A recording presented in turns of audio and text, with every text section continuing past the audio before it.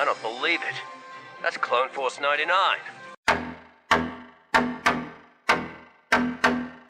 This is Wrecker, Hunter, Echo, Tech, and Crosshair. Obviously, we are different. We're all you're getting. Ha! We're all you need. They call themselves the Bad Batch.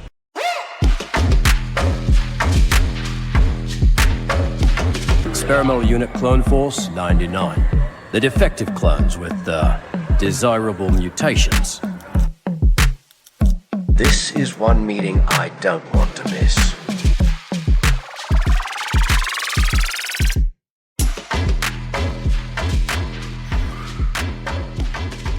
Hello, everybody, and welcome to another edition of the Dad Batch Podcast, episode 52. My name is Stevie Kicks, and I am your host in the pilot seat today. With us, as always, the other Dad Batchers, your space daddies. First up, he put on his Thor costume and called for a thunderstorm. It's Brian Cook. What's up, man? How you doing? What's up? I'm here. I did survive a thunderstorm. It was great. We had a tornado touchdown, very short, a few miles from here. But it was quick. Everybody's alive? Nobody's We're hurt? alive. We're good. We had no damage at our house. Generator ran strong for 24 hours. We made it. Made it. Other All right. people in my neighborhood not so lucky. He's slushing. He's gushing. He's John Rodriguez. How are you, bud? Hey, you. Good. How you guys? How you doing? Chilling. How's everything over there? It's great. You good? Yeah, everything's good. Good. Yep. Slushing and gushing. Good. Yep. Next up, this is my partner, Methuselah Honeysuckle, but you can call him Raimi Shanaday. It's not What was that? Methuselah Honeysuckle. There's a story behind these intros that are going to go on for The first a while. We should No, we should do the first listener that like emails us like what that is. Like we'll hook them up or 100%. something. Yeah, as soon as somebody figures out what the story is with my intros this season, All right. we'll All right. go We with don't even that. know. There's Methuselah there's How are you, something- man? I'm good. I'm a little frazzled today. I wasn't as prepared today as I usually like to be. So Well, we're not recording on the normal day. yeah, So- that's my fault too, though. So You get it together. that's fine. Raimi, just do what I do. Don't prepare. Fake it till you make it. That's right. Smoke and mirrors. Yep. Speaking of smoke, back from on location on his secret mission, it's Joe Lara. How are you, man? I'm doing very well. How are you today? We're doing good. You're not I don't dead, think you were- like I said last week. Yeah. I said you were dead. Oh, Did you get a chance to listen to last week, Joe? I have not. No. Oh, so you don't know how we changed things up? Yeah, Joe. No, looked but I realize confused. you're going really fast. First of all, It's too fast. you're going really fast, and two, I know you did change the order because you changed the order on the first episode of the new season. No, but now he's doing something different. Yeah. Where Right it's now, like- you're where John was a week ago. But it's like a micro intro. Like, boom, how you doing? Good, thanks. All right, next, boom. Like very. So this is the production meeting that you had last week. It's like not personal at all. Yeah. It's like very cold. Yeah, but hey, I'm just trying to like get through this and like end the trying to show wrap as it fast up. as possible. You're So- like, We're wrapping it up. Thank y'all for listening. And everybody, thank you for joining the can only Dad Batch So, God. John, Pod. where can Fast. people find you? yeah, We're done. we're done. Right. But it's good to have you back, man. What's going on with you? The fam, dude. The boys are back in town, and it's good. So the boys are back in town. Yeah, it's good. The entertaining family. You guys know what it's like when you have a house full of family. Yeah. Takes up all your time. But I'm glad to be back. Thank you. Woo. Trying to speak. Wrap it up, When B. you have family in town, Oh, it's no. like everything shuts This is just down. like Yeah, like when family. is like a and- round Yeah, we're good table. now. We can Yeah, just it's talk round about table. whatever. Now it's an open. Basically, all session. the stuff we were talking about earlier when Steven was recording, he's gonna chop that up and put it in. Oh, I could. Oh. I'd have to edit a lot of There was stuff a out. lot. Yeah. It's usually why that happens. So basically, none of that was good. So no, yeah. But I do know when family's in town, it's always like it's like, where are we eating? What are we doing today? Like, there's no time for routines- anything else. There is no routine. Like whatever you had before, forget it. Yeah. It's whenever people are hungry is when you eat, right? Yeah. And then, yeah, it's fine though. Like it's good. It's my in-laws, which I love. Kim's parents are amazing. Yeah, I remember I gave your son, Steven, really good advice about how to find a good mate. The 3 things. Yeah. Yeah. I'm the son they never had. That's the 3rd thing. So Kim's an only child, and I'm the son they never had. That's one. That was really profound. Can you share that? Do you mind sharing that the advice? Is it an I anecdote? don't know. I don't know. I don't know if we share that. Maybe on another episode we'll share Okay. that. To share with All us right, later. we'll save that for the Patreon. Hold that one. You don't make just like a giant pot of chili for the family? That's When there's tomorrow. breakfast. Don't ruin the surprise.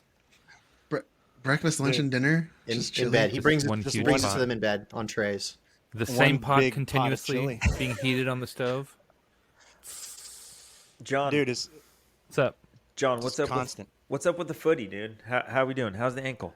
Oh, no, my ankle's fine now. My ankle's okay. I mean, it's not fine. I'm feeling it still, but I'm okay.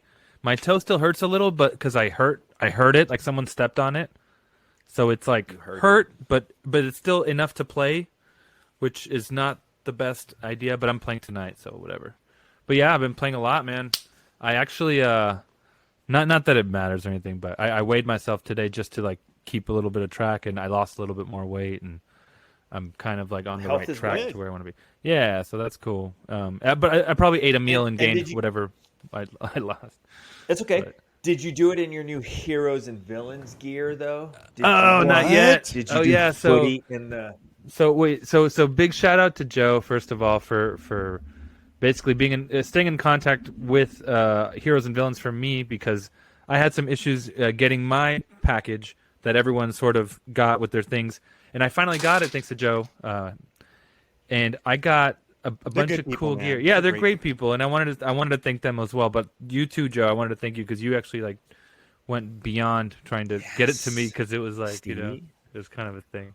It was funny. I felt bad, dude. I mean, No, we all no, felt but- bad. but- it was kind of funny, but we. It was more funny than anything. It was just funny to tease you guys about it and stuff. But I got a all bunch been of dialed.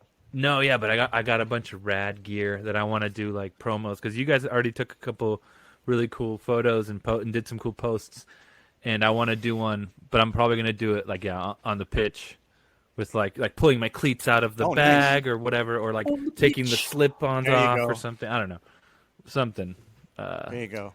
And yeah, I got these shorts that are really cool too. That are, I don't know if they make other colors, but I kind of want every color. Can you plan those? Are those just athletic or what? I didn't even see those. Are they athletic? Can you shorts? plan them or? Yeah, they're sort of like swimming shorts. Like they feel a little bit like water resistant, like sort of thick, not thick, For a but like- hybrid. yeah, it feels like it could repel water if it got thrown on you or something. I don't know if you can jump in the lake or something. Or but- sweat? Do they have a liner to hold your junk? Or are they just like, No, there's no sweat, liner. probably? They're just like shorts. Okay. But they feel like board shorts a little bit, but they're a little smaller, like more like above the knee, sort of. Because I'm anti-liner. I Yeah, always yeah, I that cut them out too, yeah, exactly. Cut that out. Exactly. Get rid of it. I do that too. No liners. But the shorts are In awesome. trunks, though, the support is nice. The support, if you're You don't need swimming, You don't need You're it. Yeah, swimming, yeah. If you're swimming, you're You're in floating. the yeah. There's nothing You're hanging. weightless, dude. There's a little support. You're weightless. It's just kind of going back and forth in the water. This derailed a bit, but What's up, guys? but yeah, the shorts are Good cool. to be back. Yeah, welcome back, Joe. All right, but yeah. Anyway, the gear's cool. Thank you, Joe, for getting it to me, and yeah, We are thanks to us, complete. and thank you to Heroes and Villains for Thank you, hooking heroes me and up. villains. Yeah,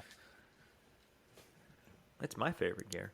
I'm excited about what might happen. We'll give news later on, but we're cooking up something with them in the SoCal area.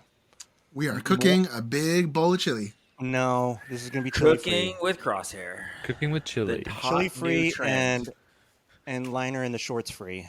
And Yeah, event. liner free and chili What- free what- there you go. For now. Event. Have we had any listeners or followers like send us Cooking with Crosshairs yet, Joe? No, but we might need to. Raimi has I've not had- done one yet. Yes, I For the did. record? Yes, I did. Yes, you No, he did. did dessert. I did it. It just hasn't aired yet. That's all. Okay, see, Oh, that's shit. different. It's in the story. queue. Oh, Yeah, it's in the queue. It's fine. I have Okay. some reviews to do too. I got to get on that. But I mean, no, I thought we had some people like message us or comment, you've been Like, reviewed. oh, I wanna- too, Brian. cook something. Well, I mean, I think now we're talking about it, right? So Workbench, keep it short, like no more than a minute, and then cooking. Hashtag. I think no more than a minute. That'd be Hashtag cool. and tag. Cooking with Crosshair. Maybe I'll review it. That's Well, actually a good idea. I think the way that this needs to work. I'm totally gonna like put you on blast now. I think the listeners send in a recipe. You're on the hook to make it, Brian. Oh, jeez. But how about And but then- you have and to then- choose. and then- it's not like it's Yeah, any yeah. of them. You don't have to you make. pick You don't one. have to make everything. Yeah. But they send it in. You make it, and I still think that we're putting a cookbook together by the end of the year. I will gladly Steven. review anything that gets hashtagged Cooking with Crosshair. Let's start with that. It's gonna be first ingredient balut. Balut! No Balut. way, dude. Balut. Get out of here with Balut. that. Balut. Do you eat that, Steven? Only after 2 a.m. So that's a no. After a night of drinking. So that's a no. Oh god. That's the only time the balut guy comes out. Oh, They wheel their cart in front of the discoteca. discoteca. And, then, and they then give as you you're coming that. out They're like, from here, the bro, club- you need this. Well, yeah. I'm looking for chili recipes, y'all. Dude, I'll Balut take a bowl chili? of chili over that any day. Lobster chili, balut chili, Oh man. chili with onions. Is it workbench time? Steven, how's the cat? This is all gonna be Oh, cut guys, out. I got a new cat. Oh yeah, congrats Yeah. on the cat. No kitty He's cat. pooping. He's pooping do like that? I hope so. normal now. Oh good. So What do you mean, like normal? Okay, Oh, so yeah, we got this- him on Saturday. Yeah, we got him on Saturday from the shelter. We always get rescues from the shelter. Like we don't. I mean, not dissing anyone that goes for like the whole purebred thing, but we always try and rescue our animals.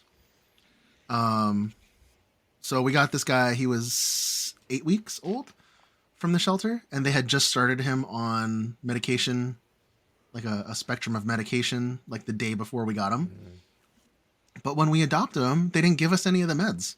Oh. So then, like a day after we picked him up, he just started crapping everywhere, and it was like waterfall diarrhea. Oh. Poor Do we have cat. to go in detail? Just Steven? in the house everywhere. That was enough. So You couldn't just say diarrhea. You had to say I was like, man, can we get a Niagara refund? Falls. Because this cat's defective. you had to say Niagara Falls. But no, he's all good now. I've got my arm is full of little love scratches from him playing, thinking he's a tough kitty. So he's good. His name's Rocket. Yes. That's a good name. I thought it was Pabu, but when you said Rocket, you saved it. Yeah, you went from Because Pabu to Rocket. we were gonna go with Pabu, but then we started watching Guardians of the Galaxy, of course. and Which we will be And- talking about later on Hunter's Hard Drive. Oh shoot, Yeah. we are. but dude, after like his personality is just like Rocket. Like he thinks he's the biggest, baddest dude in the room. Like when we took him to the vet at 8 weeks old, he hissed at the vet, but his hiss was so tiny and cute and like short. Like he's just like. So Nice. that's about it. That's all that's going on over here. Raimi? Uh-oh. John and I trooped on Saturday. Oh We yeah. did. Oh, We did. Oh, and it was cool. And I'm sorry, Raimi, I didn't realize it'd be outdoors because it was outdoors and it was very hot. But it wasn't terrible. But I'm so sorry. It wasn't Raimi, I that didn't bad. We were kind You of were dying. Like full did. we got there and we're like, whoa, okay, it's outside in the heat and like 6 layers of wool. But then Scott Rogers shows up and he's wearing a snow trooper. So I'm like, all right, well, nobody can complain because this dude's wearing like a Like snow you're trooper. both gonna faint. Yeah. Or die. So, yeah, that was cool. And then we went over and helped a friend suit up in Ahsoka gear. Oh, that's right. and take pictures for Yeah. Rebel Legion submission. So Submissions, Yeah. right? yeah, if she She looked That's great. if she doesn't John, you airbrushed if she her. doesn't get instantly job. approved, we're gonna riot because it was just too good. Is she's not first one for that costume, No, is she? no. But this is her first Rebel Legion costume. It's her first costume, yeah, which is nuts. Yeah, because Nice. I had to spray her down like full with the precision gun. Like it's like a smaller like a- version of the big Like an paint HVLP but gun, not as yeah. big as but not as small as a airbrush. But damn, yeah, That's all great orange, for and then covering Raimi came in large with areas. the airbrush.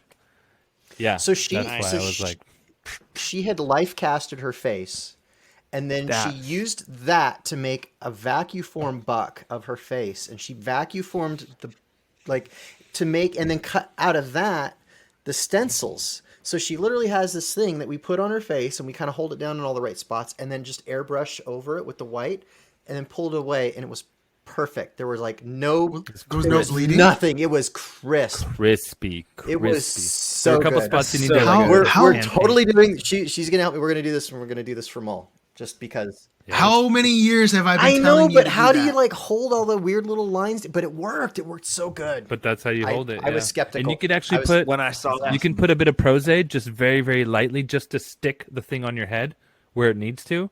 And then when you peel it off, you clean it up later. You know But what, once we pulled out these guns and we're spraying, we were done painting her super fast compared to Raimi? That what it would have been.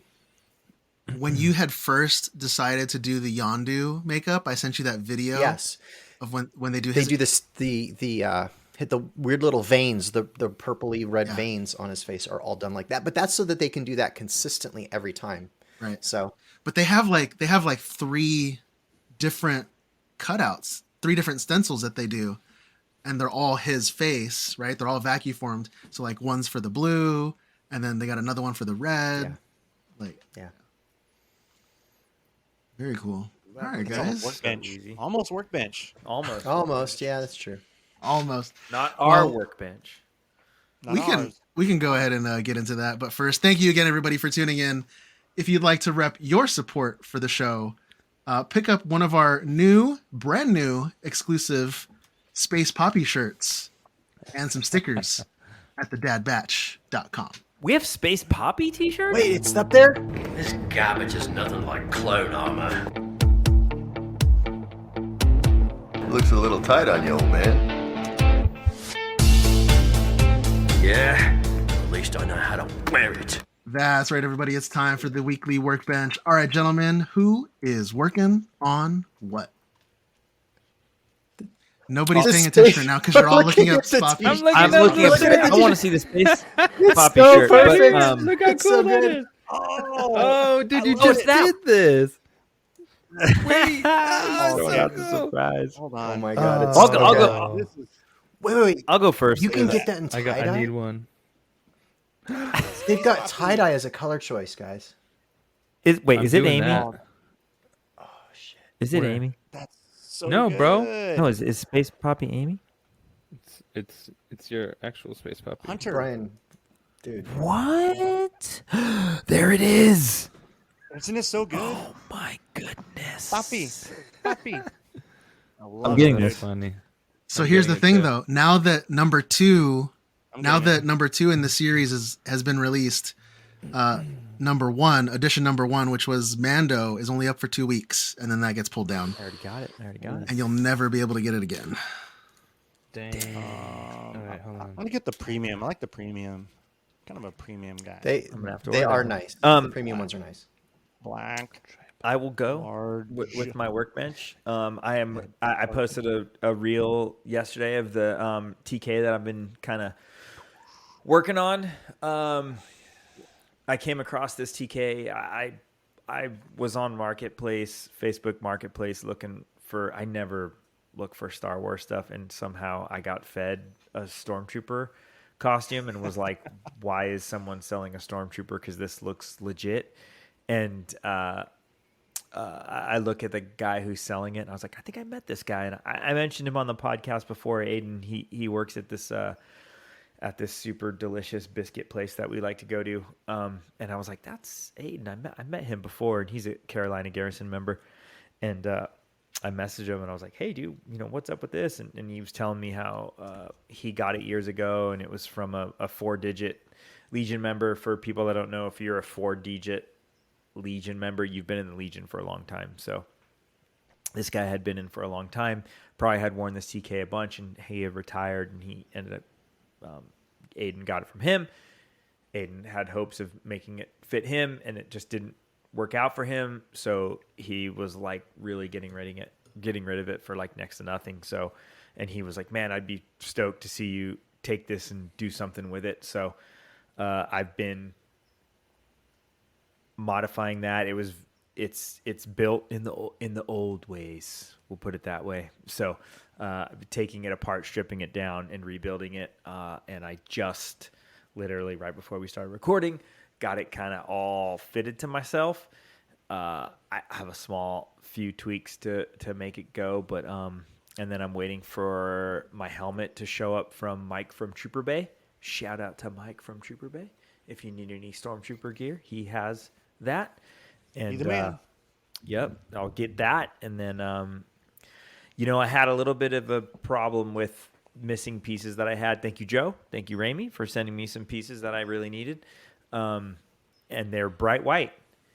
And the suit is over 10 years old and faded and not bright white. So I had this real dilemma of like, what do I do? I know I'm going to dirty it up because it's going to be a sand trooper, but what do I do? So I took gloss white and just did a light coat over everything, old and new, and then found this like really cool kind of paint that's like I don't know, Pinterest type paint called, I can't remember the name of it either. It's like regular white or something. And it has a real kind of yellowy sand look to it. It's almost like a cream. Kind of hit that over everything to give it a little bit of that texture. So I got called dirty teeth. Yeah, I got some hairspray and some sand, and I'm gonna get in there and really dirty it up once that helmet comes. Because I know I do this. I'll paint something like Imperial Crosshair. I did that. I painted the helmet months before I did the armor, and then you sit there and stress how you're trying to make it all look the same at the same time. So I'm being patient, and I'm just gonna wait for the helmet to arrive, make it match the rest of the armor, and then do all of it together.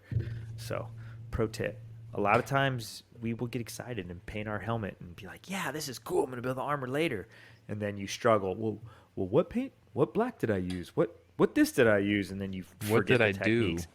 Yeah. Yes, better to wait and do it all together so everything matches. So that's been fun. Pro tip.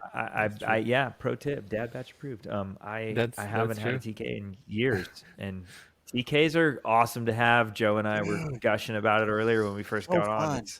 It's good to have a TK. It's fun. With the ICOM too, though. You got to have the ICOM, dude. Oh yeah, I'll get all that stuff. Chatter. later. Oh yeah. it's epic. Next level fan interaction. I will get the Hobie tip mics too, because that just makes it easy because it's all in the helmet. So Yep. All the sound is right in your face. You It's have good. you said you haven't had a TK. Did you not still have the TK?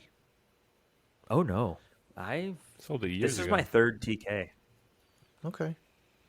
Because I build it and I have it for a while, and I'm like, this is basic. Who wants to He's be like basic? me with costumes, but with I wanna- TKs. I want to be Yeah, extra. you give John a hard time for selling his stuff. Yeah, he's like, this is It's my 'cause third all TK. all my costumes are like extra. Isn't it? Like I don't have anything like basic, real. Like I got a Darth Vader, I got Pre-Vizsla, I got Crosshair. Like everything's like has this like thing to it. And every time I have a Stormtrooper, I love it. I love having it. But at the end of the day, when it's like something's on the chopping block, you're like, get rid of that. I get rid of that. But You know what? Because you can get that one easily.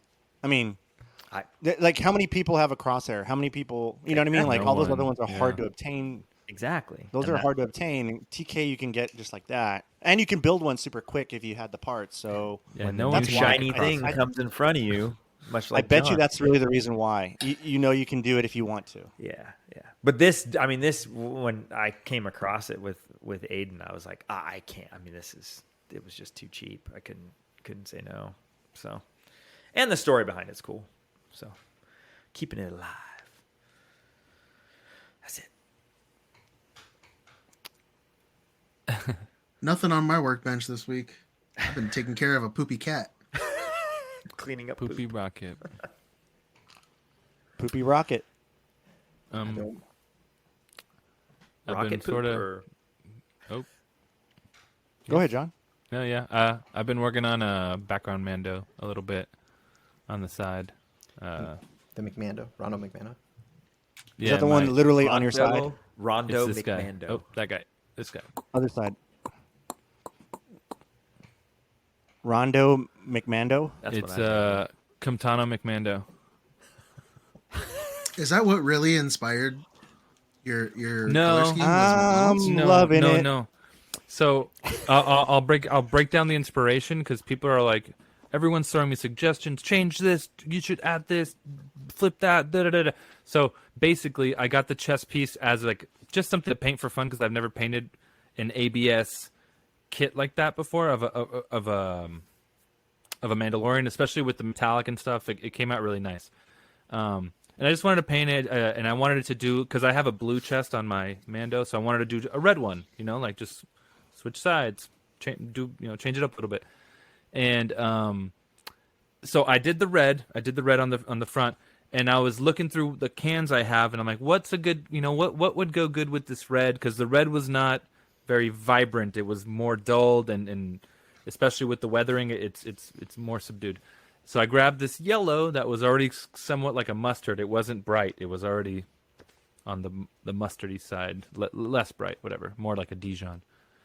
And yeah, Dijon is what Steven says. Grey Poupon? Dijon. and it Steven happened says to look good. Dijon. Great Poupon Mando.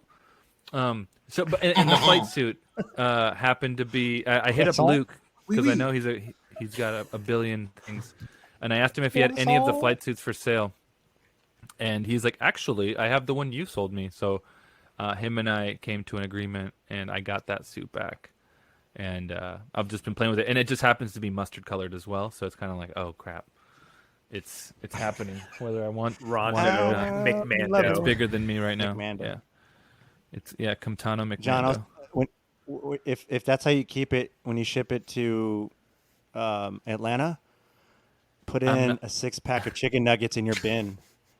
So when you open it, it's seeped in. The smell is seeped into is in the fabric. costume.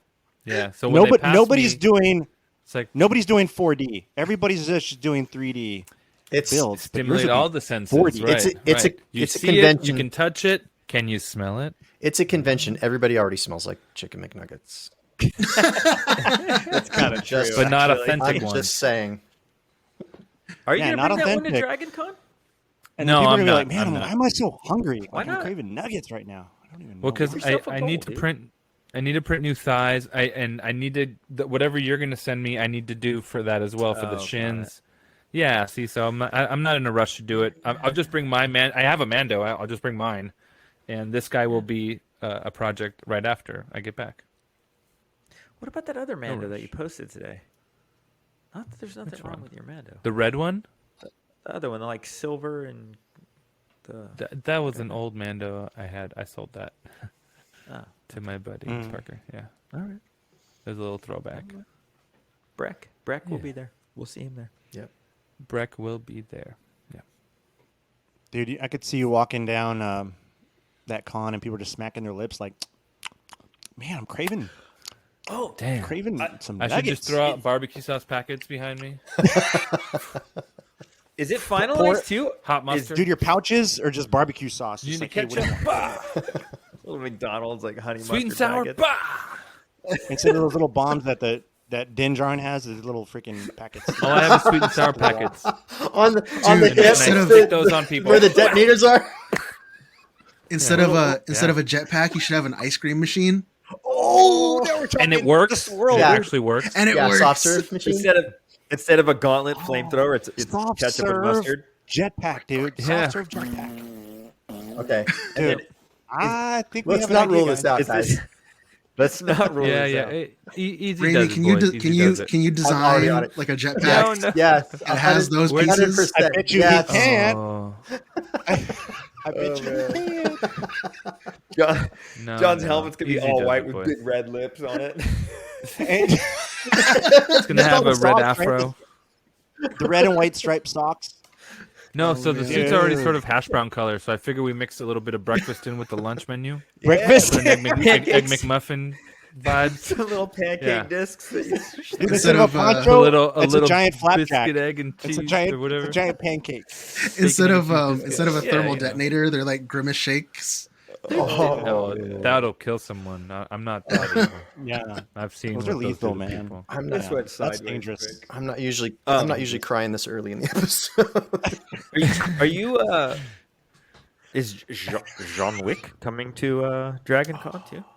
Yeah, In costume. So I was gonna bring Wolverine. Yeah, I might come in costume to the flight. You never know. But I was gonna bring a Wolverine variation costume. But our buddy that was doing another Marvel costume that sort of went with mine is not coming now. So I just you switched can it do up. it. Yeah, John Wick's just a suit and maybe some fake blood. So and a pencil. So that's a little easier I think it's sweet. to Man. pull off.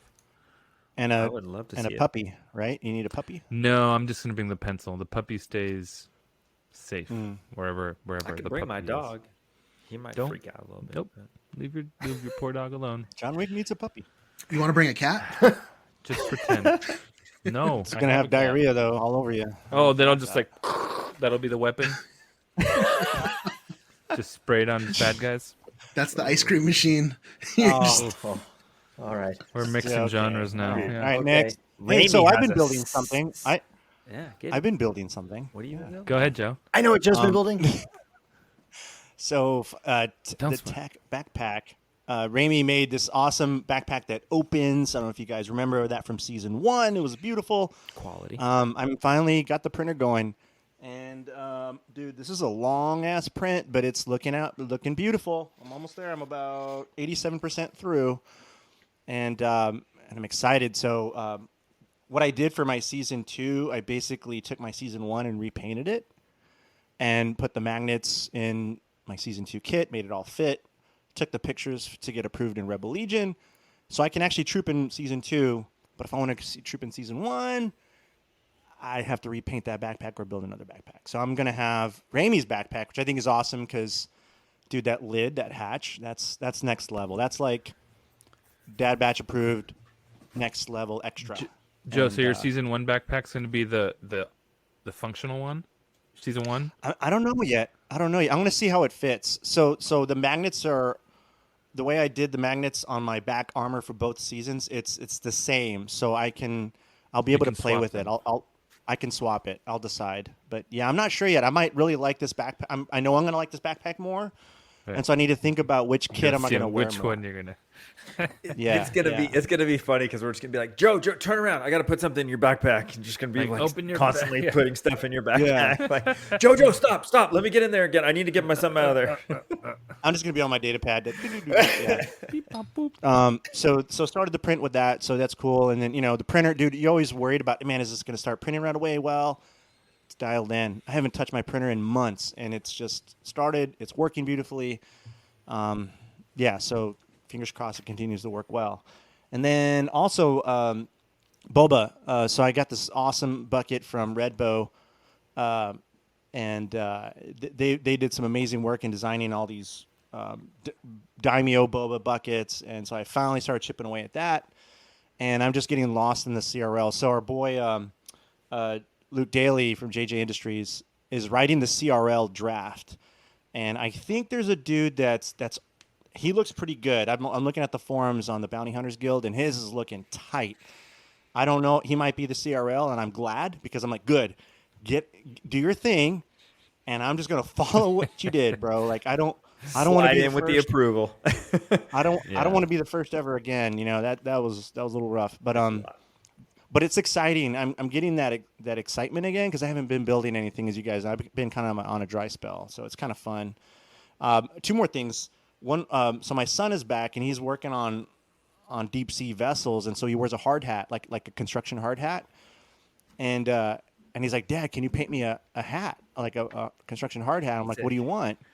And so Rex is probably his favorite clone, so I'm going to paint the jig eyes and then put the little kill stripes on the side and put like the welding kind of paint job around the brim, and that should be kind of fun. So that's a fun project. It's something different, and I guarantee when he wears that at school next year, his buddies who are Star Wars fans are going to want one. So Yeah, I don't know. We'll see. for We'll see sure. how that goes.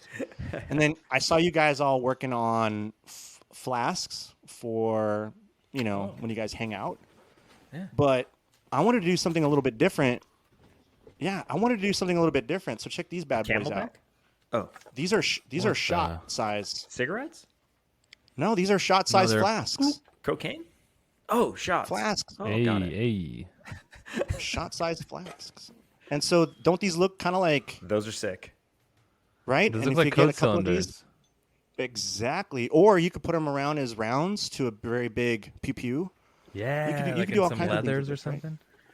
Yeah, You so have I'm some trying leather to think work to do now with those. Yeah. Yeah, but that's okay because you can That's just sew cool. like loops around and then kind of sew it in Yeah. really tight, snug those things in. Little elastic But, loops. Yeah. You can These put are some perfect, like vitamin 1.5 C. ounce. For water when you're thirsty. Yeah. it's for shots of small water. Shots of water. Shots of water. Yeah. That's what you Everyone do. loves shots of warm water. So I'm gonna have fun weathering this thing a little bit. I'm not gonna paint it. I'm just gonna weather it a little bit, keep it as is. Be cool. Yeah. Expect nothing That's it. less from you, Joe. So So, if everybody remembers, one of the most recent polls that I did on my Let's Make a Mando project was to pick what creature would be my sigil, and the Zillow Beast won, barely beat out the Loft Cat. So, I wasn't quite sure what I was gonna do for this, so I hit up my buddy, Liberith at Liberith on Instagram. He does sigil artwork, and he crushed this thing. So he started out kind of just sending me a sketch, and like we talked about what it would be, and we kind of moved some things around and everything. And then he came back a couple days later with it kind of more finished and refined. And then I'm like, yep, that looks good. Let's change a couple colors and that. And then like 2 days later, he had it done, and it was like I posted it up on my story at the time. It was so good. Thing looks amazing. Yeah. it Yeah, looks and amazing. he gave in the package of the artwork that he gave me, like he gave me like an iPhone wallpaper and a computer wallpaper, and this is the version you'll share on social media, and then here's the one that you'll use if you want to have it cut or laser etched or whatever. Like he gave me all the different art formats and everything like that as part of the standard package of stuff. So if anybody needs a sigil designed, hit him up because he did a great job. When are you getting the tattoo? Next to the We gotta get the Wow. we gotta get the Dad Wow. Batch Tiki stuff done first. So tiki helmets, wow, and the sigil. Those are the things that are going on, Ramey. yeah, and then been working on Yondu. So I've got the boots. You guys have seen more of And the than- arrow. Yeah, you guys have seen more than a lot of folks have. But you need to post a progress. Come on. Those pants are the sick, pants dude. came out great. I was nervous and Dude. sweating, and You gotta post that. and I got the inside of the flaps for his shirt. There's like this weird purple cloth. So I found the right cloth, but it was white. But then I found this purple. I just got purple synthetic dye, and I dyed it, and it came out so good. So like just the little weird details, like even on like the inside of his shirt, are gonna just be dialed right in. So I've got the whole harness, the harness that holds the arrow holster, and that harness goes over his shoulders and across his chest, and all the weird little buckles. Like I 3D modeled, because I don't know what I 3D modeled a bunch of these little buckles and like weird little details and stuff. So Of course you did. yeah, as one does. So of course. I can Please post a picture of that so people can see, because that picture, I showed Tori that picture, my wife Tori, and she was like, "Of course, maybe looks like that." if I get to the point that I want to by the end of the weekend, I'll mic drop that picture, and it'll basically be everything from the neck down done. Dude, So oh my god, Looks good. Dragon Con's gonna be fun. It's neat to like we've been watching your progress. Not a lot of our listeners have been able to really appreciate it, I think, as much as we do, because I know when you first started this build, you came out with that fin and just like it's perfection. That fin on your head is absolute perfection. And then when you started looking at the jacket, you were getting really frustrated because, whether it was ordering, it wasn't going to be right. All the details were just not the way you wanted them. But as you've been building this thing, you're tackling each piece the best way you possibly can. And I think the advice, I guess, what I want to share with our listeners is you might be discouraged at first, but if you keep chipping away at the things that you can control, Yeah. over time, you make up for those things that pissed you off in the beginning. I don't know. I don't know how else to explain it. I don't know, guys. Is that? Yeah, I mean, like with the jacket that I got, right? So I bought a cosplay jacket that was off of Amazon, and it's not perfect. I mean, it's if whoever made it saw the state that it's in on my sewing table over here, like they'd have a heart attack because it is completely Frankenstein over here right now. But it doesn't take that much to kind of take this thing as a base and tweak it. And there's going to be some things that I just can't get rid of, details that aren't right, that are just permanently part of the jacket. But the stuff that I'm adding to it to make it right is going to overshadow any of those things, and nobody's going to notice that. So I'll be the only one that knows by the time it's done. So. yeah. I love And it. you don't need to apologize when somebody says, "Oh, that looks amazing." Oh yeah, but this one thing, it isn't quite right. Like, just say thank you, people. Yeah, thank you. No one's Just say thank you, judging it. people. Yeah. Yeah, just say thank you. Hey John, did you order the Space Poppy shirt? I sure I did. Oh, Heck good. yeah, I did. Let me know when you find the hidden onion on it. What? Why did you make me do this? Guess you have a choice. You want a war? Or do you want to just give me a gun? My father, he go toilet on my hands. Oh my God. Urine is Oh my 35 degrees Celsius, staves off the frostbite. How is this relevant? You know, fathers. I'm just kidding, John. Hold- I'm just kidding. We're all zooming in on the picture right now, trying to find the onion. Oh, I thought you were real. You totally should have. Or am I? Yeah. Put an Oh, onion dude. In-N-Out burger on there. No, you Is did there a not. hidden onion on there? I gotta doubt look at there this is. That's picture. gonna be hard. Hold on. There's no way you did that. There's no way. there- If you is there a did, hidden onion? John, this is your super segment. You're up. clever. You guys see an onion on this thing? Where's it?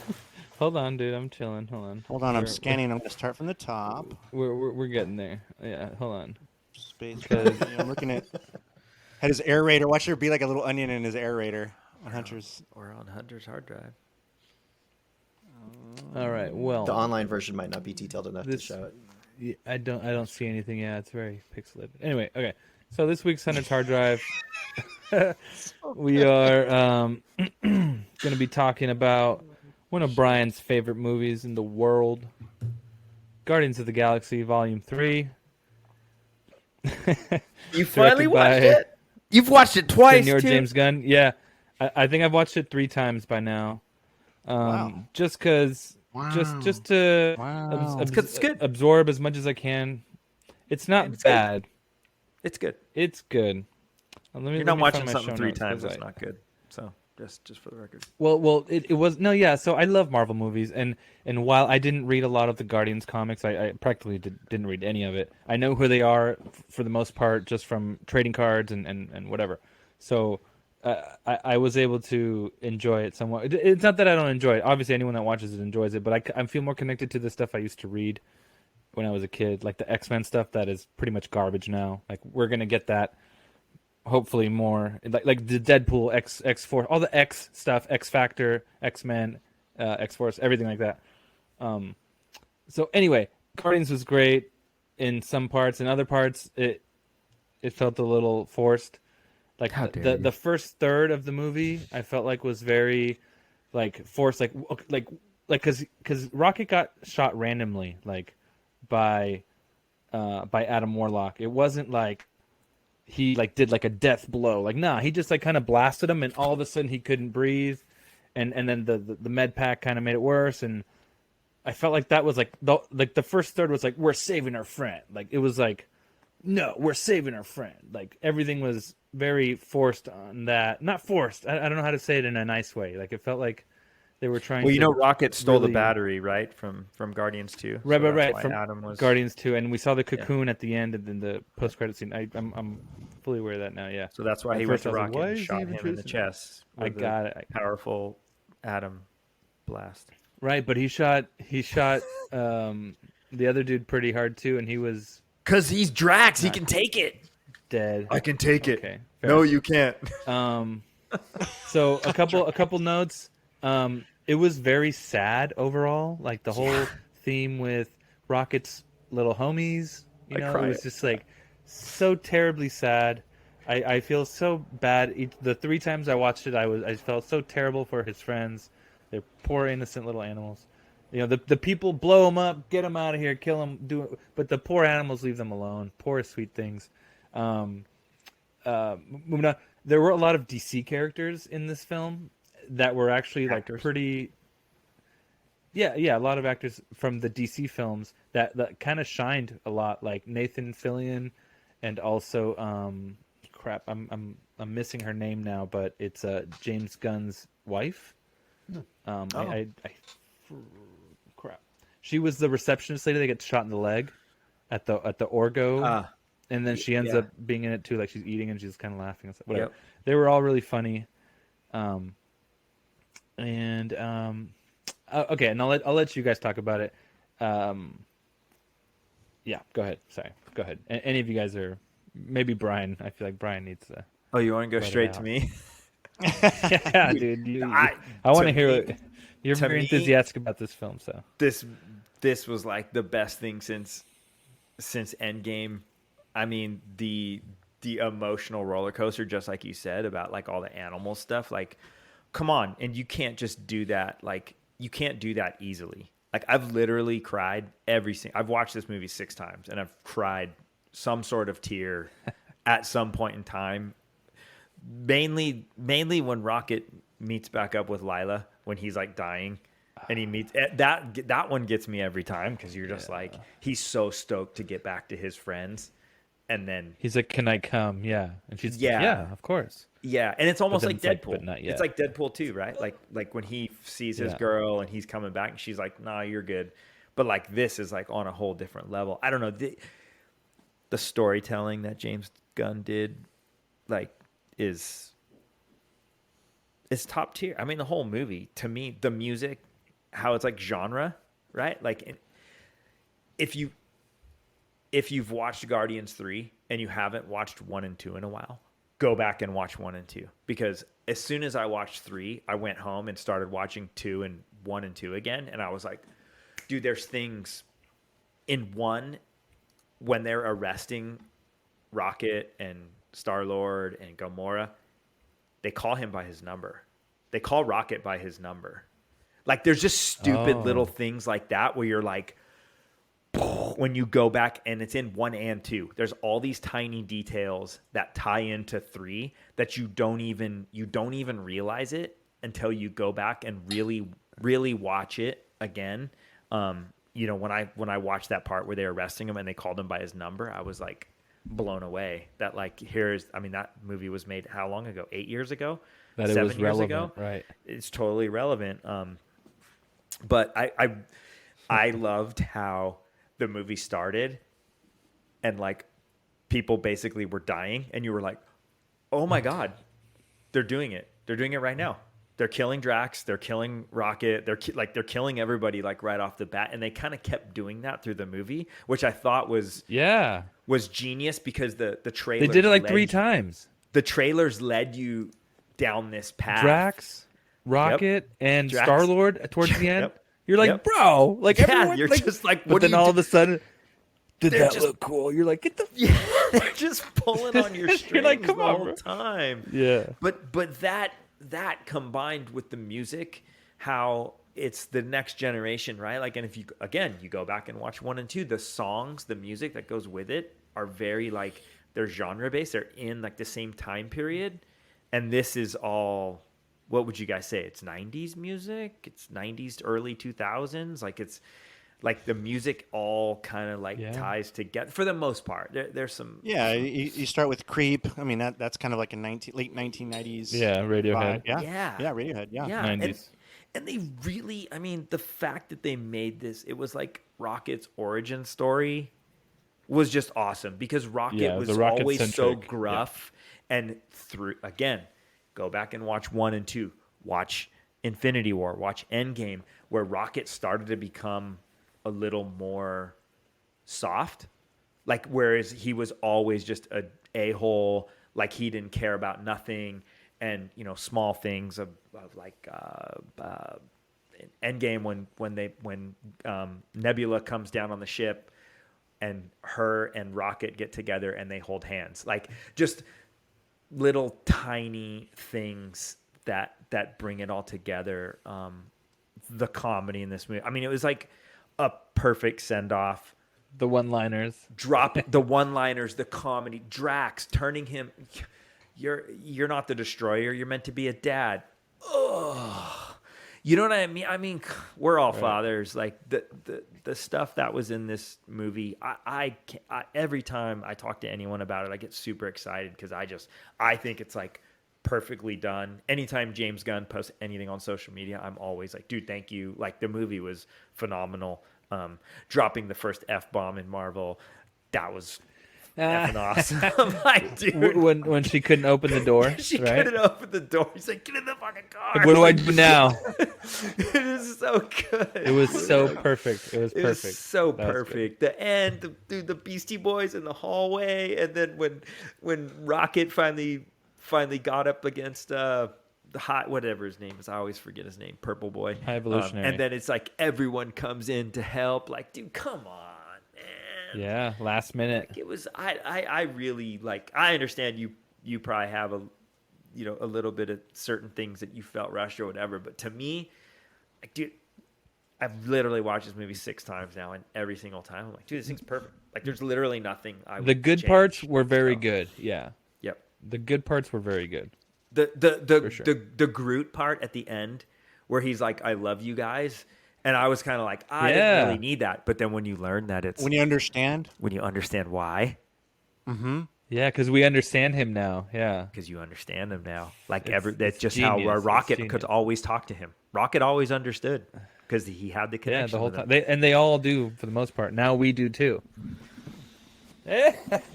Perfection, Yeah, dude. that was cool. I literally like, dude. That was I cool. have it on right now too. The Orgo Corp guys, come on, dude. Raimi, you watched it, right? Kind of weird, but yeah. So I meant to, and I asked you guys. I'm like, okay, so do I? Because somebody was like, well, you need to watch the Christmas thing because it takes place, but like it was before that. And then I asked you guys, I'm like, so do I need to watch the Christmas thing? And you're like, no, it's just extra. You don't have to watch it. And then I watched it anyways. And so but that ended up taking the time that I was going to put towards watching this. So although I did thoroughly enjoy the Christmas thing, and that will now be in my rotation. So and the Christmas thing is a warm up. It was actually I was cracking up. It's pretty entertaining. It's fun. Yeah, It's and super there were fun. some cool little nods to Yondu in that obviously wouldn't be in the films if he's not alive anymore. But like, come on, like at the end where you're like you find out that like at the beginning, like when he's in the first Guardians of the Galaxy, he's in that one shop with the guy that's like buying artifacts, and then he's like, you got any more of these little guys? I'd like to collect them and line them up on my console. Like, you find out like he got to doing that because Peter gave him some little thing, and then he started collecting those things, and that's why he's got them lined up on his console. It's just like all those little, like you were saying, like the little dad moment kind of things. So many details. Yeah. You'll get to it and you'll enjoy it. We were watching just a side note, a tangent. We've been watching all the Fox X-Men movies like in order, and we just finished First Class, and then I was asking my wife, I was like, hey, Kevin Bacon was the villain. Does that mean that X-Men First Class, the movie, was in the MCU? And then we were just like looking at each other, like trying to figure that out. Like, how would that work? That is funny. Kevin Bacon. I guess I'll go next. I told you guys this before, right after I watched it, and I still stand by it. I think that this movie, Guardians 3, has cemented the Guardians of the Galaxy trilogy as probably one of the best trilogies to come out in the last 25 years. Because every single iteration that we've got from these characters, whether it was Guardians 1, 2, Infinity War, Endgame, just everything, it's been nothing short of cohesive and, I mean, perfect for these characters. Quality. Yeah. You know, Guardians 2, I didn't really like it as much, but then after watching 3, it's one of those movies now that I appreciate so much more, having seen 3 and then going back to watch 2. Like with the gold people. I mean, I was just like, you really don't care about them in part 2 because they're not main They to don't the seem story, relevant. right? They don't seem relevant. Yeah. And then just like the little things, like going back to part 1 when Peter's mom is dying, and she's like, she's literally, her life is flashing before her eyes as she's dying, and she's telling little Peter, oh, you look just like your daddy, like an angel filled with light. And you're like, what? Like, it doesn't even make sense to you until you see Ego in part 2, and then you realize, oh, she wasn't talking Literally. like, yeah. Oh, and then in part 3, you realize that I don't know if we had talked about this before, but when Peter sees his mom in part 3, that's another version of the astral plane that like they have in Black Panther and in Moon Knight. He was actually there. Like, it wasn't just a vision. Like, oh man, like all these little things that they just pepper in. You guys touched on pretty much everything with the main characters, but I think one of the reasons that I like this movie so much is because we got a proper, true villain with what's this, Chukwudi Iwuji. I mean, that actor, he was nasty. Hard to pronounce. Crushed it. I'm so glad they didn't kill him. That's another DC actor. Yeah. I'm so glad they didn't kill him, because I want to see him come back in something else. Like, absolutely. Brian, you didn't know they didn't kill him? No. They filmed this. They filmed the scene. They cut it. It's in. I don't know if it's in the deleted scenes, but it's confirmed. There was this. They shot Drax like carrying him off the ship. So they saved him. He's on. What is that? Nowhere. Nowhere. Yeah, he's on Nowhere as like a prisoner. Dude, he was Faceless. He was one of those. He was one of those just jacked up, the best villains Rocket. because you just hate him so much. You're just like, I'm like He's Thanos. such a You're just jerk, like, you're so invested in wanting them to go down. Psychopath. He's not. This guy was more arrogant. Yeah, more. Well, with more the animal complete cruelty psychopath. stuff Yeah. too. I mean, the animal Absolute, cruelty yeah. stuff is just, dude, the fucking And the guy that would throw the rocket in his cage too. It's like, oh Floor man. and Lila. Don't hit those animals. So Raimi, I know you haven't seen it. I know you haven't watched it yet, and I'm not going to spoil it for you, this part. But when you go to Dragon Con, and I won't be there, I want you to just, every time you see somebody like in the crowd that is looking at your costume, and you lock eyes with them, I just want you to be like, just tap your heart, okay? Okay. Just from across the convention floor, just tap your heart. It's like a Ravager thing, right? Yeah. I didn't touch on this too. What they did with Gamora, how they worked. Praise James Gunn. Like she's slowly coming around, but not really. Not really, but slowly. But they not didn't. really. They didn't give you the easy thing, which No. would just be have her come back around. She didn't just fall in love. The whole rom-com, No. like they didn't fall into the trope of being a rom-com with those two. Nope. Yeah. Peter had to It's deal like with it. They knocked on the door, but they didn't open it. They said we're cool, but we're But not yeah. going back. Yep. Joe, Sorry, Joe. what'd Go. you think of it? I mean, So excited. you guys hit everything spot on. The only thing I would add is the music, which, yes, we have 90s music, but the timing of the music. So again, back to James Gunn. The timing, you want to see fan service, slow motion walking to a cool song. You got to see the whole crew walking down the hallway in slow motion. So you guys, when you go to Dragon Con, you need to practice your slow mo walk, whatever you do. But And you know what, Joe? Adding to that, I heard that when they were filming these scenes, that these songs were picked specifically for these scenes, and they would play them while they were filming, so Blasting. they would get into that Yeah. vibe. I guess, yeah. that makes Which a is ton awesome. of sense. That It's makes a cool. ton of sense. And, Right? Yeah. And then, Kevin Kiner with music filling in the other stuff.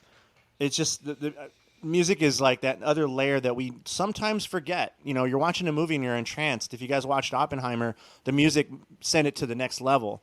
That was, the music in all these films we kind of overlook, but the fact that it's Guardians, so it's going to be these classic hits. beautiful. Perfect selection. Each time, each movie, we're all singing the tunes when you're watching the movie for the first time, but we all know the words to these songs. So it's just so cool, man. Yeah, that's the one thing I wanted to add.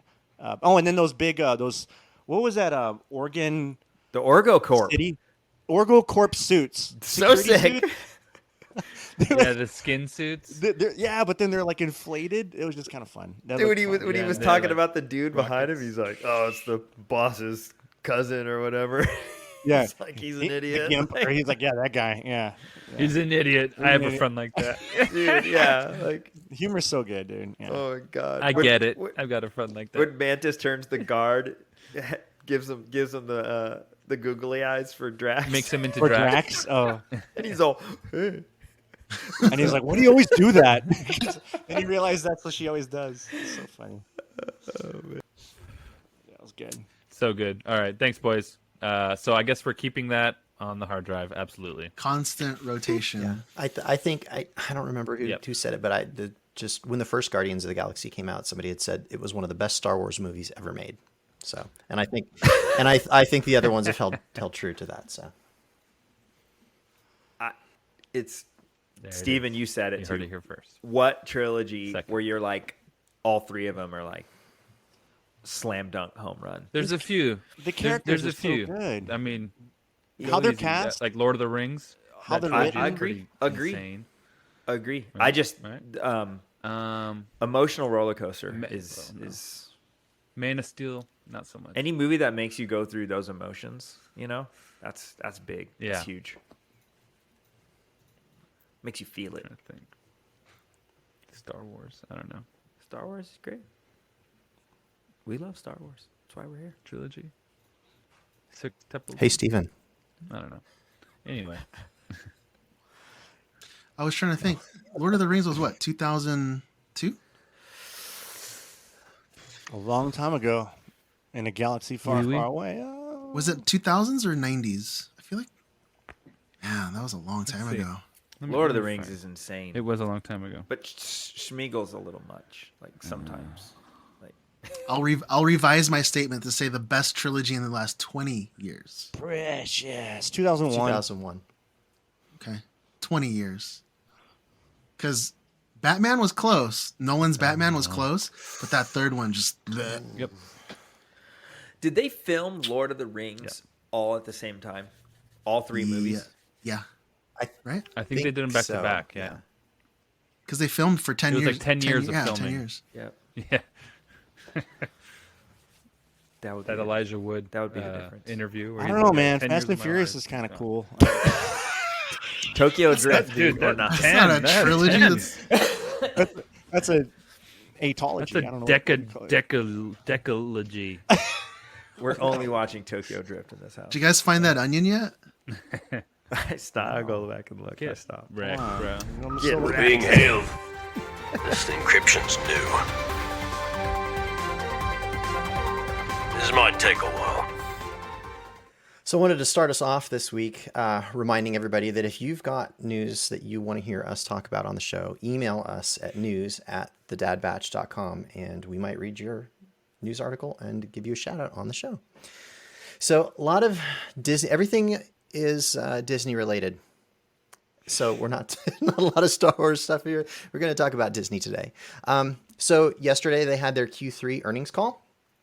And on that, everybody's favorite corporate executive right now is Bob Iger, which is funny because everybody, like when he came back, everybody's like, "Oh, thank God he's back," and that other guy's out, and then now it's like he's the bad guy. Says Flavor of the month. doesn't win to be in the big chair. So they announced some Disney Plus price changes that'll be taking place. So they've got an ad-supported version now that is $7.99, which is I don't even know what I'm paying anymore, but I thought that's what I was paying already, and I don't get commercials. So there's no option for an annual plan, so it's just $7.99 a month, and that is ad-supported. That's the new bottom tier. There's an ad-free version that is now $13.99 a month, or you can do $139.99 a year prepay. There's a couple of bundles around Hulu and Disney Plus. Both of them net out to be $20. Although I think in one of them, like Disney Plus is ad free, but Hulu has ads, and then the other one, Hulu's ad free, and then Disney Plus ads. Like, so you can take your pick and get one of them ad free and one of them not. Those are $20 a month. Again, no annual prepay available for those. And these price changes go into effect on October 12th.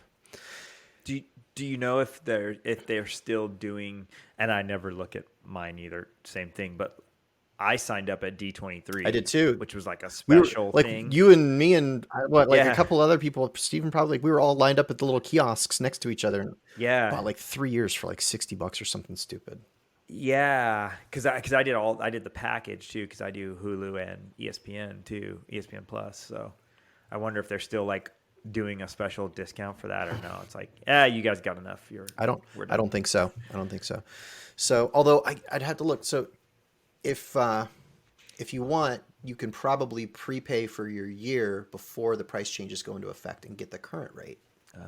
So if the system is not clever enough to stop you from doing that, I would recommend maybe looking at that option. So also on the earnings call, they presented the Disney Plus lineup for the rest of the year. Now, to be fair, the list had like a couple little asterisks on it, and it said not exhaustive and subject to change. But it was interesting that Skeleton Crew was not on the list. And I would have expected it to be, because Star Wars is a bit of a banner property, right? You'd think that they would make sure that anything Star Wars related would be on a list, if they're even an abbreviated one. So it's interesting to see that was missing. Don't know if that means that it's being pushed out into next year or not, but we shall see. John's like shaking his head. I know.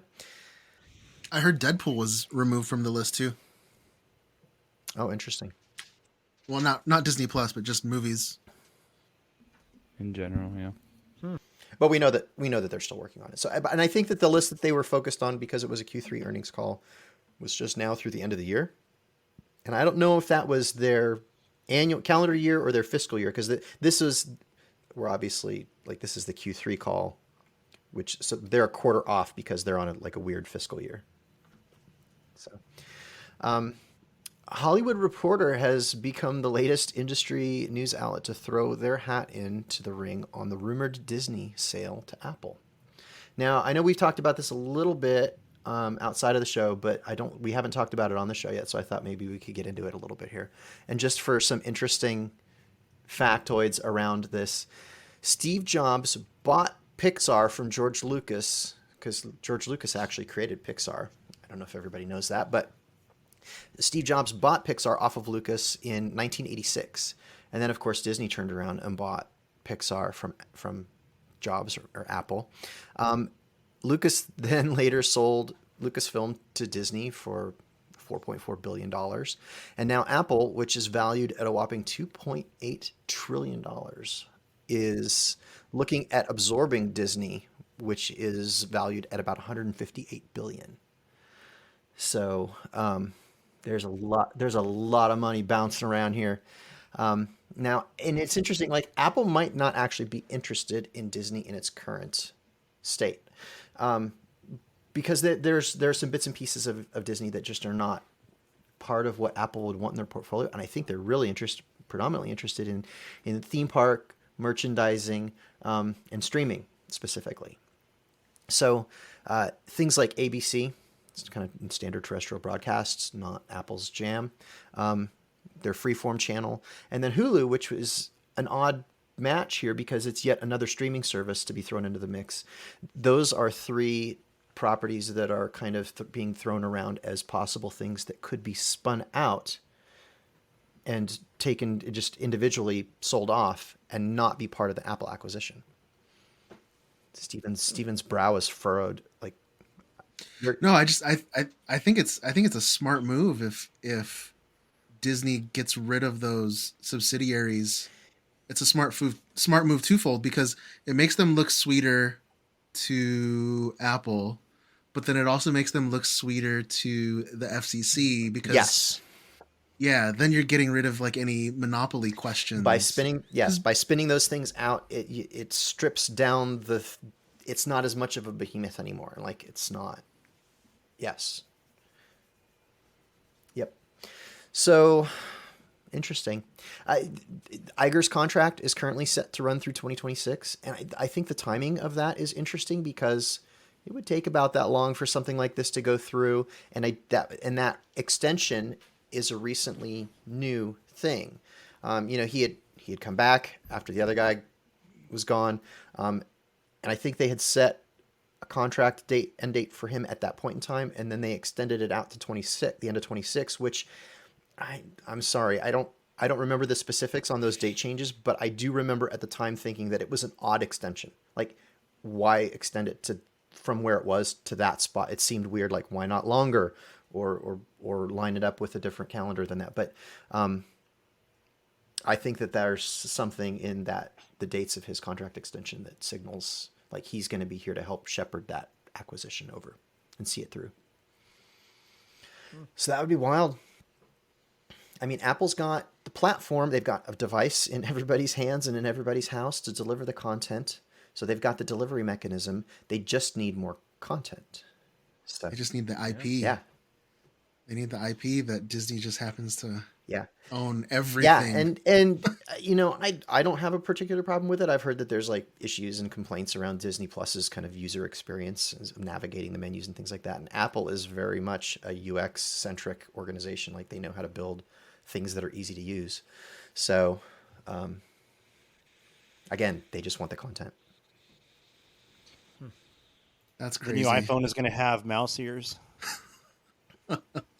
Yeah, Dude, There'll be screens. There'll be screens. It'll be like one round screen and then two little rounds. Yeah. it's just crazy to think that It's a baby Apple- Yoda phone. How much was Apple worth? Did you say it was like in the trillions? $2.8 trillion. 3 trillion or something. Is his current market value. And how much was Disney? 158 billion. That's like nothing. That's like Nothing. what does Loki say? Like boot compared to Apple. meet ant. Oh yeah, Like, yeah. Yeah, right? Yeah. Disney's value is a rounding error in Apple's world. Jeez. Isn't that crazy, dude? That's so I can't wrap my brain around like those kinds of like. Oh man, like if insane amount of money. Who's the CFO for Apple? that person's got a brain like Megamind. It's just like freaking. Yeah, Disney's And- worth about 17%, not even 20% of Apple. And there's something crazy too. There's my buddy's brother-in-law. He lives in my neighborhood, and my buddy lives down the street from me. His brother-in-law, I met him and I was like talking to him. He's like a super funny dude. He was one of 4 accountants that did the transition when Disney bought Fox. oh, jeez. He lives in a big house. Okay, so I just looked this up. The total U.S. economy equals 26 trillion, and Apple has about 3 trillion. The one company. That's insane. That's nuts. Hey, they do a lot of fun stuff, man. I'm a fan. I mean, we're on them right now. We're using everything. I that's know, I'm Apple, surrounded basically. by Most stuff of with us it. have. I'm a fan of them and Disney. If it's a phone, if it's a watch, if it's a computer, something.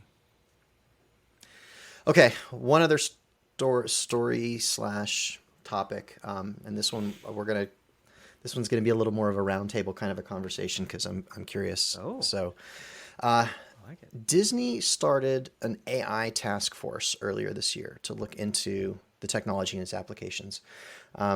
They've had this before the strikes. This predates all of that.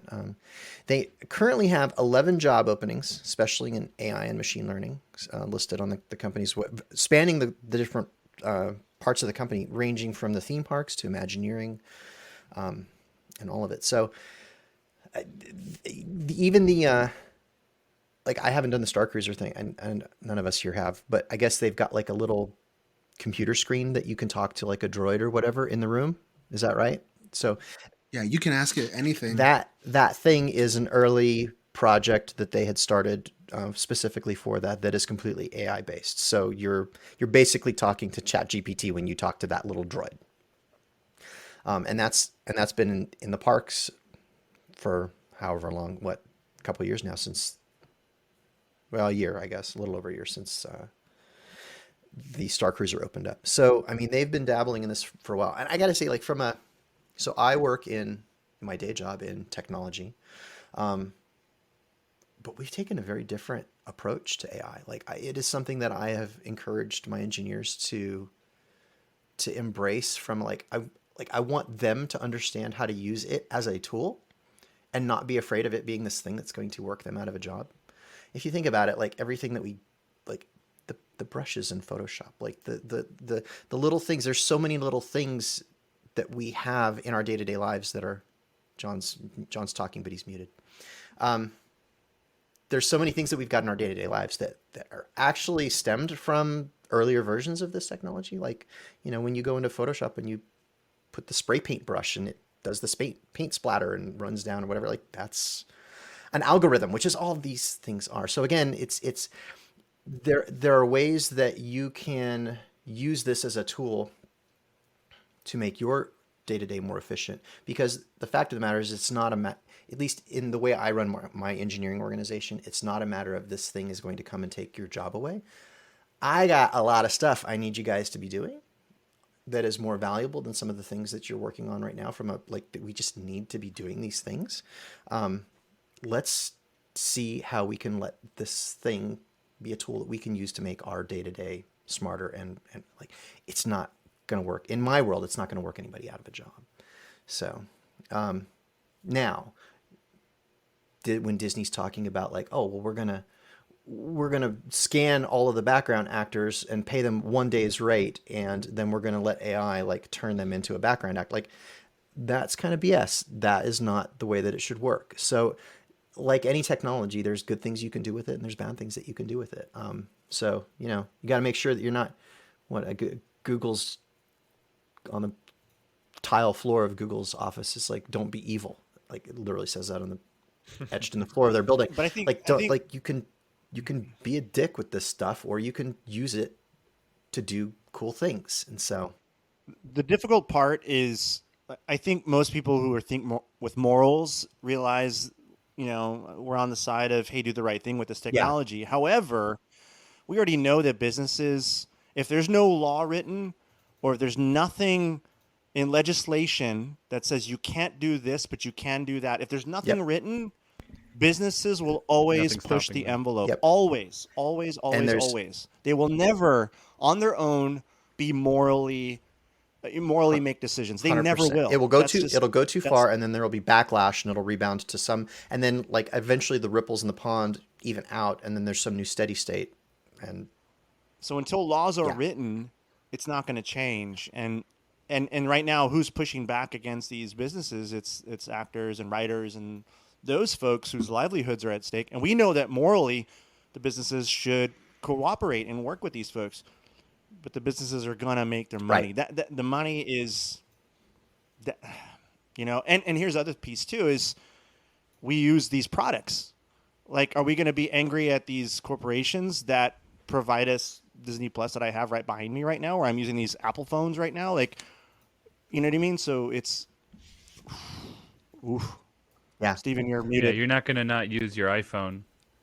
It's such a tough conversation, and I mean, I know we're getting into it already, but before we even get further into it, we're not going to solve anything. No, here, we're just a bunch of Star Wars nerds. We don't know what we're talking about, but yeah. But I do think we don't even know what we're talking about. I do think that, and Rami, I think I saw the same article that you're reading from, but one of the things that Disney is, and I fully support everyone that's striking and has been impacted by everything that's going on. But I think one of the things that Disney is trying to, you have to look at it from their point of view, right? Like they're a business also. They're feeding thousands and thousands of mouths themselves. I think they're looking at it from a standpoint, from creating their own task force, is how do they protect themselves, and not so much as like, oh, we want to make sure that we're keeping, the largest cut of the profit as we can, but I think they also too have a valid concern, because AI, and forgive me if I'm overreaching here, but I think AI is the new atom bomb. I just saw Oppenheimer, so it's like fresh in my brain, right? But one of the things that Oppenheimer was just struggling with his entire life after the discovery of the atom bomb was, should we have done this? Right? Because there's a point now that it exists. Now people are going to use it. Are they going to use it for good? Are they going to use it for bad? And I think AI is important enough in our society that it's kind of something like that. It exists now. So what are we going to do with it? There's literally nothing stopping the five of us from coming together and creating a new intellectual property, a la Star Wars or Marvel or whatever, using AI, and having us release it and become something amazing. There's nothing stopping us.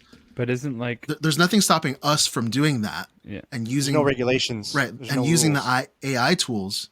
Now, what if you multiply that by hundreds and thousands of small companies? That could potentially put a hurt on the larger companies like Disney or Paramount or whoever. And I think that's what they're trying to really look at here. I really don't think that they're trying to screw like their employees and their contractors out of pay and jobs. I think there has to be a happy medium that everyone has to come into agreement with.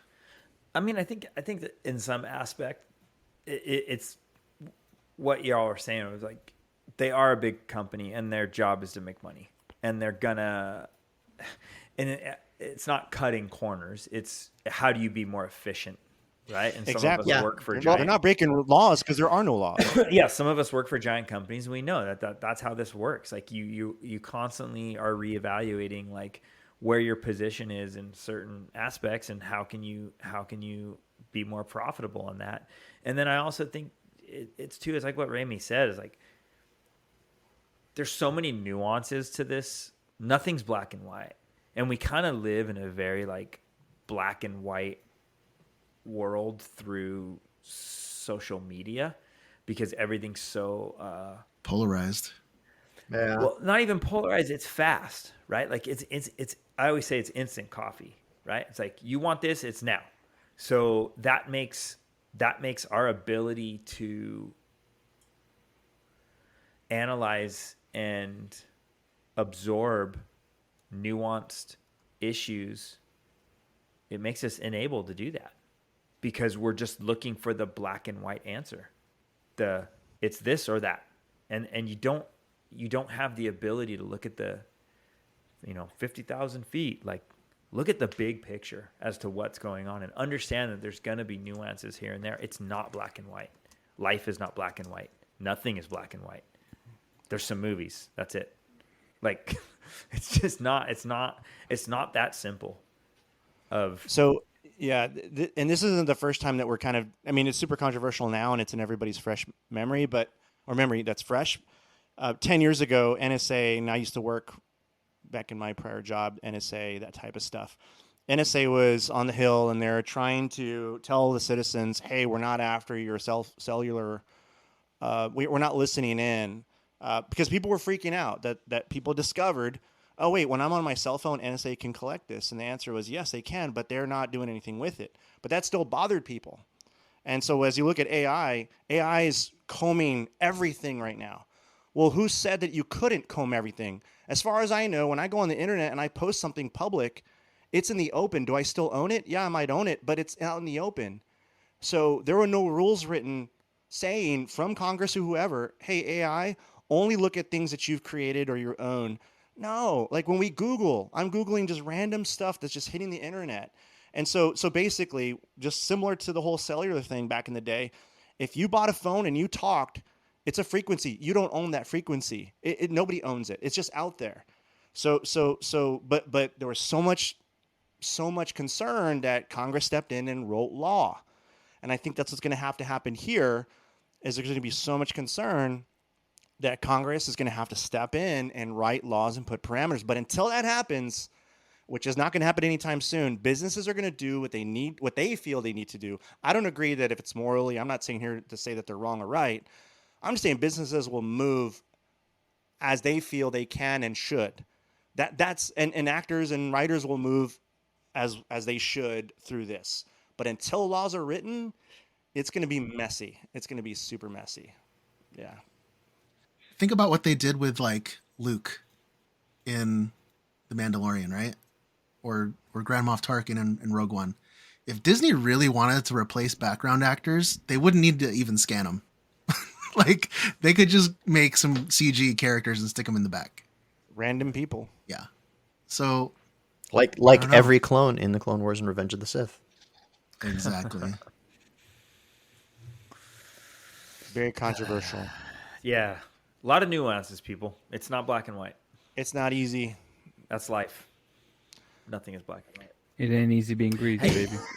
Raimi, I was just wondering, so the internet by definition is multiple computers connected to each other, right? Correct. Yeah, basically. So if you post anything to the internet, isn't that considered public domain? Well, okay, so there's plenty. You can copyright stuff. You can copyright it.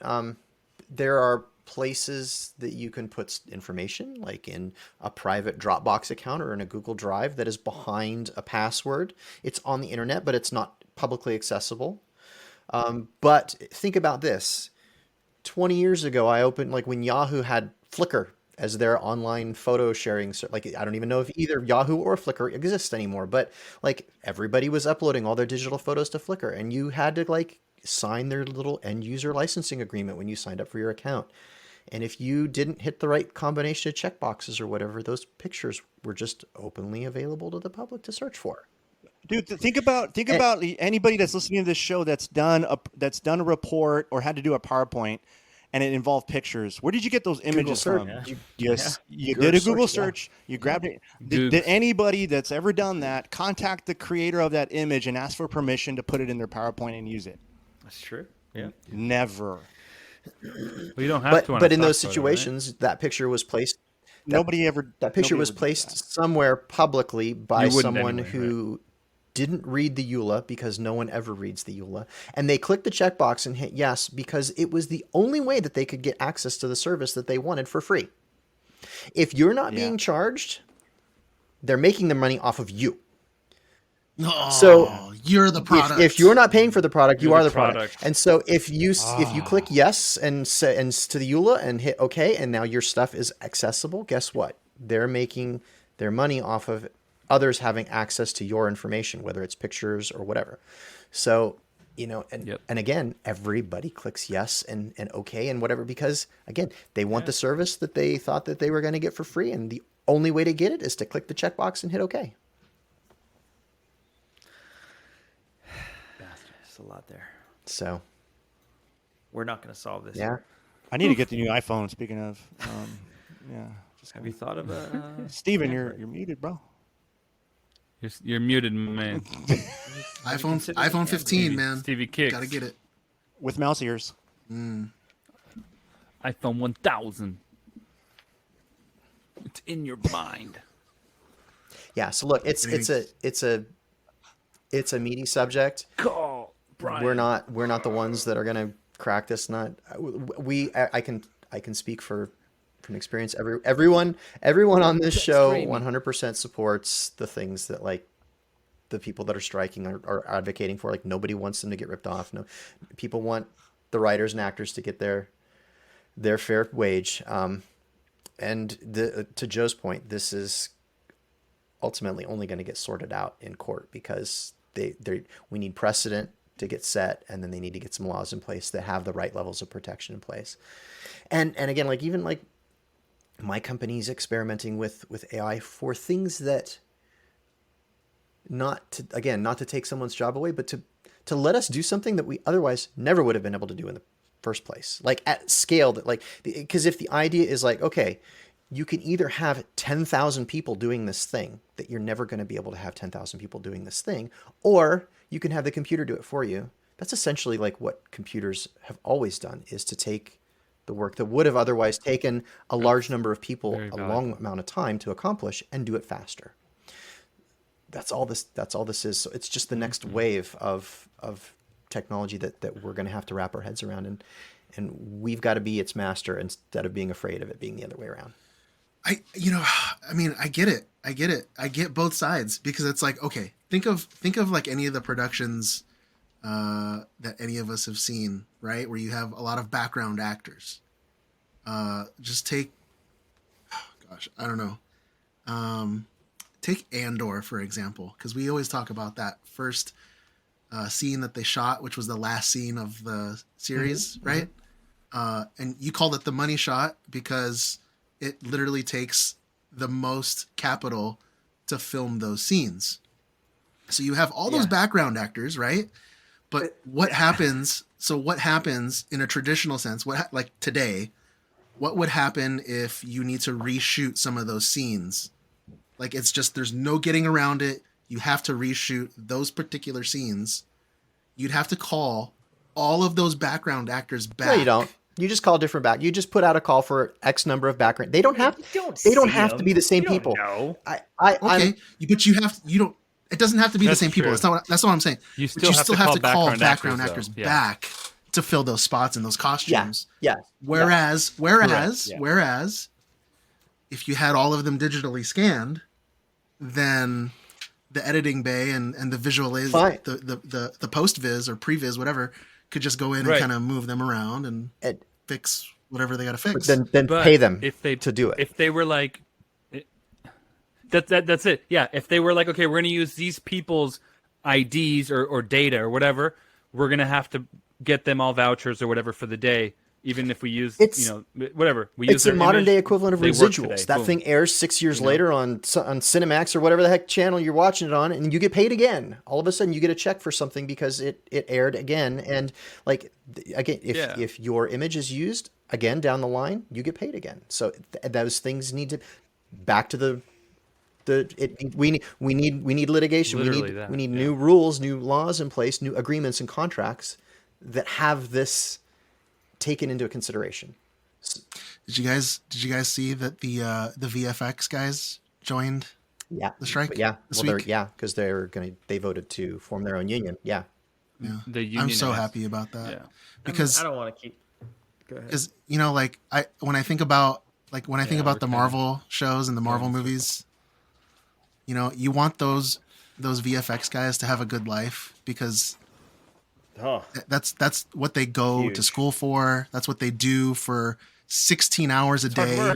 And just think that somebody had to, for 16 hours a day, somebody had to digitally render MODOK's butt in Ant-Man 3. When he goes home, he doesn't feel good about that. Cool. You know what I mean? Like he's like, oh man, I worked 64 hours this week. Dude, that got to get that detail on that crack. Yeah. So let's listen. Or the guy that does the Hulk in like Endgame, and then the guy that has to do She-Hulk. Oh. Dude, or girl. So in the chat on Joe's live stream, Dad Tuin's got a good point. So even if the contract says that like you're going to get paid for us reusing you 6 months later or whatever, all of the wardrobe people that came out and helped you get dressed that would have gotten paid that second day don't get paid. The makeup people that come out and make you look good, they don't get paid for that second day. Like if it's all CG, isn't that a whole nother issue? That's just like an onion, John. It's got the layers. I said cake. Dang, Raimi's getting on onion before. but no. But again, that's the point. Like it's that complicated. It's because those folks would otherwise be out of a job, even though that actor might get paid in that scenario. Those other people aren't going to. It's got many degrees. No craft service that day. Oh, crafty. I will say though, for like background actors and stuff, like, what point do they just start? They just stop filming movies in real places. Well, if this goes through, we would have to stop. Everything's the void or whatever. The volume. The volume. Everything becomes the volume. But that 'Cause, happens like background though. actors too. Like A lot of stuff is the volume. Listen, background actors. I think if you showed up and you made your money and you're literally a blurred out person that you even if you pause the movie, you can't Sometimes even see you're blurred who out. you are. Like Sometimes you're a featured background extra, and you get seen so that's pretty different. well. But if you're literally Like, just it like a depends. person Sometimes getting you're a stand-in. Starbucks, like You're not way even in in the it, back, you and know? you can't even see what color eyes you are, like. All the devil's cantina, all the cantina that's aliens not- are background actors. I'm sure there's Yeah. more to it. You get Yeah, you don't see any of residuals. their faces. They're all Come wearing up masks. with a compromise. Pay him residuals, but don't pay him like a. That's the point. That's I the don't pay idea. attention, Yeah, so- it doesn't matter if you can see your face or not. The point is that We you should probably worked, move on to this subject. or that they're using your body. Dad Batch is It's never solving gonna problems, end. man. We're solving Vicious cycle. problems. So All Can't we all get along? I'll put us out of our misery on this. That is it for the news.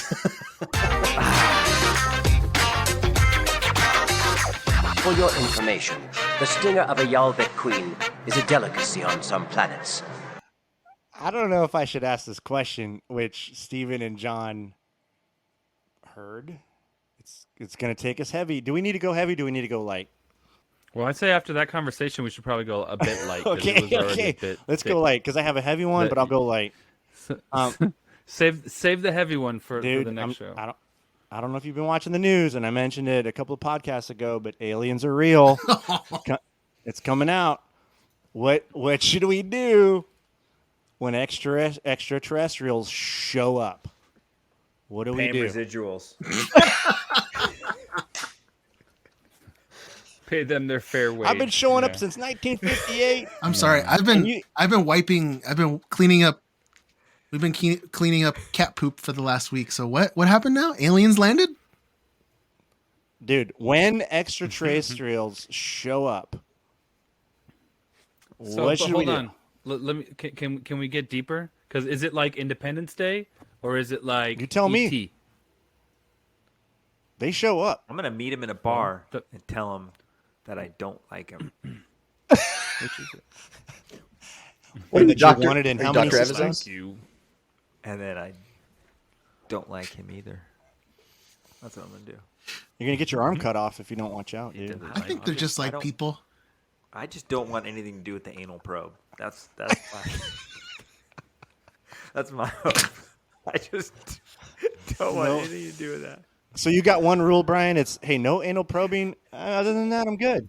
Guess what Brian's getting? Brian, you Guess should what write the Brian's legislation getting. for the They can whole hear the AI thing podcast. because it'd be a super simple law. Man, the aliens are just a distraction, man. The government's trying to cover up what they're doing. But dude, think about it though. Like, let's just say, I mean, we're joking now, but I mean, you know, everything's gonna change, dude. We're not alone. Isn't that kind of cool? Probes for everybody. Didn't we know that already though? Like just because the government said so now? Well, we that wanna see believe proof, it? right? I believe this for a long time. Well, we've seen videos that they said were real that we saw years ago. Listen, Like, I want to see yeah. two tubes or a course bit it's or real. something just walking down the street. Have you guys heard of Skinwalker Ranch? What? Don't Steven, Google that. No, I'm Don't go serious. there. No, Don't go there. I've been That was not G. the segue. for Dad that. Batch is rated G. no, I'm totally serious. There's Rated gangster. guys, come on. I know what Steven's talking There's- about. Yes, this is a There's a new. Ranch. It's a documentary TV show about a real place. I think it's in Utah called Skinwalker Ranch, and the name Skinwalker comes from the ancient Native Americans who lived there because they their particular tribes believed in the man turning into wolf, skinwalkers type thing. But anyway, so there's this place, and if you guys haven't seen this, you need to go watch it. It's a really good series. It's a documentary series. It's about this ranch near the base of the Skinwalker Ridge, and it's called I the used Skinwalker to watch Ranch. those on HBO late night after 10. Wait, you used to watch people turn into werewolves? That was Just, Skinamax, Brian, not But HBO. I don't want to give too Yeah. much away what the whole How thing many is about, but whiskeys did basically you there's this ranch that has just like completely crazy all that fur. I'm following you. I've seen this. I've seen this show, Steven. Thank So you. I'm following you. I'm with you. I bet you I got have. you. It's just like wonder. inexplicable Lots of howling, phenomenon huh? that happens at this ranch. And what they think happened is that like 200 years ago, a UFO crashed, and it's so far deep under the ridge or earth, whatever. the earth Uh-huh. that it can't be dug up, but it's still on, Yeah. and it's like pulsing out like radiation and waves and all this stuff. They've got all this And- gear out there, and there's like fissures in the ground, and they get close to the fissures, and the gear goes crazy and stuff.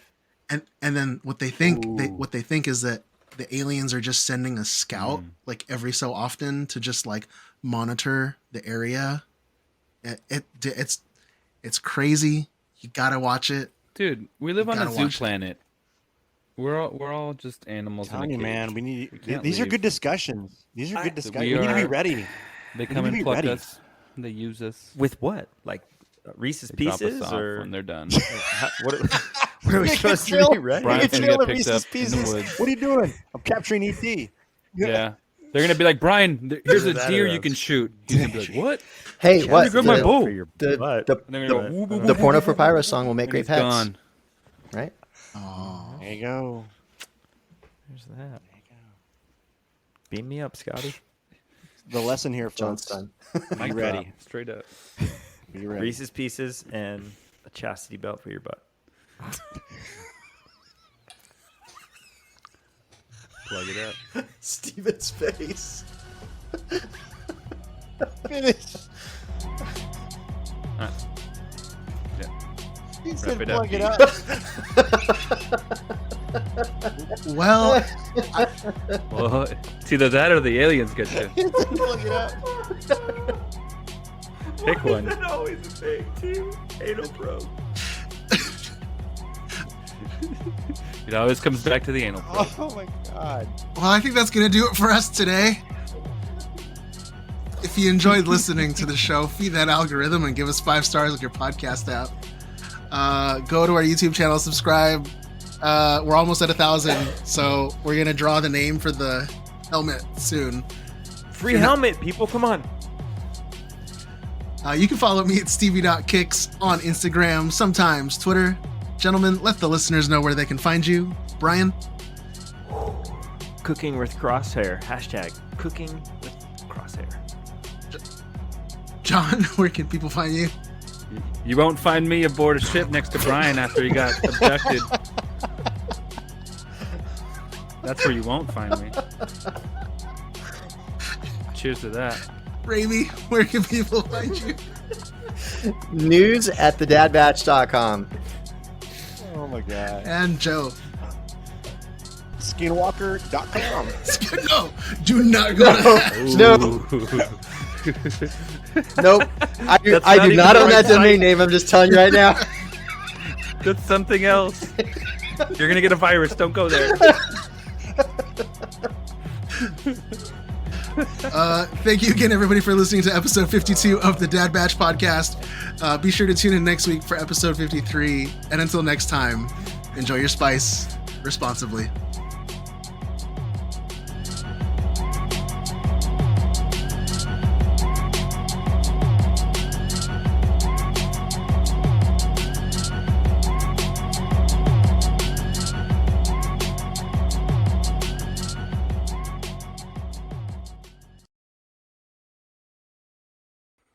Dude, we live on a zoo planet.